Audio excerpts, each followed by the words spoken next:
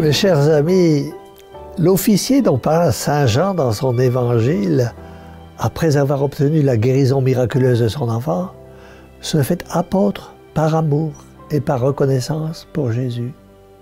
Il convertit sa famille. Comme lui, tout chrétien doit être doublé d'un apôtre. Tout chrétien doit être apôtre par amour pour Dieu. Ne voit-on pas un militaire se faire apôtre par amour pour son pays? Pourquoi donc un chrétien qui aime vraiment Dieu ne voudrait-il pas l'être? Un chrétien doit être apôtre par amour pour ses frères. La charité nous pousse à venir au secours de ceux que nous voyons dans la peine, dans la maladie, dans le besoin.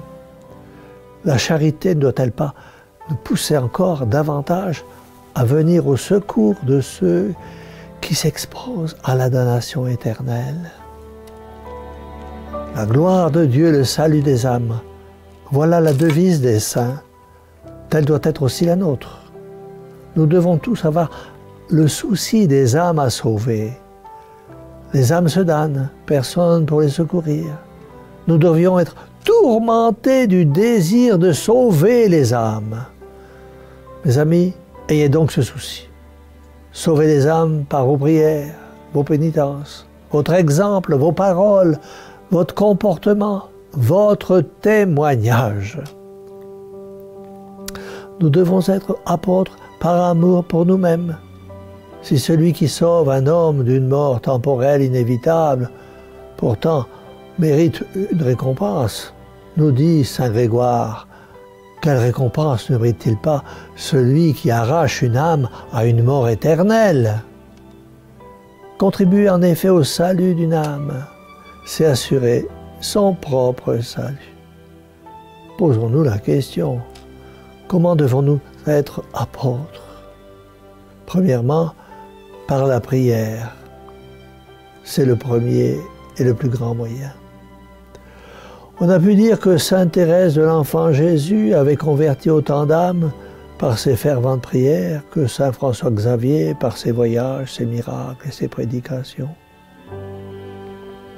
Nous devons être apôtres, deuxièmement, par la parole. Et il n'est pas besoin pour cela de savoir faire de beaux discours à un auditoire. N'est-il pas possible, par un bon conseil, par une sage remontrance, d'empêcher le mal et de faire pratiquer le bien? N'oublions pas qu'en certaines occasions, le silence est honteux pour un chrétien. Nous devons être apôtres, troisièmement, par le bon exemple, car l'exemple est plus puissant que les plus belles paroles. Nous devons être apôtres, quatrièmement, par notre patience et savoir supporter les autres. Nous devons être apôtres par le sacrifice. C'est par la souffrance que notre Seigneur Jésus-Christ a racheté le monde. C'est encore en s'offrant comme victime par les mains de la Vierge Immaculée que les apôtres de tous les siècles sont partis à la conquête des âmes. Mes amis, nous disons dans le Paternoster que votre règne arrive. Mes amis, qu'avons-nous fait jusqu'ici pour l'extension du règne de Dieu? Désormais, dès ce jour, ne reculons pas devant l'effort, le sacrifice, afin qu'un jour, Dieu ne nous reproche pas d'avoir négligé ses intérêts. C'est pourquoi, tous ensemble, nous disons, en nous confiant à la Sainte Vierge et en confiant nos familles, et particulièrement nos malades, cœur douloureux et immaculé de Marie, sauvez-nous.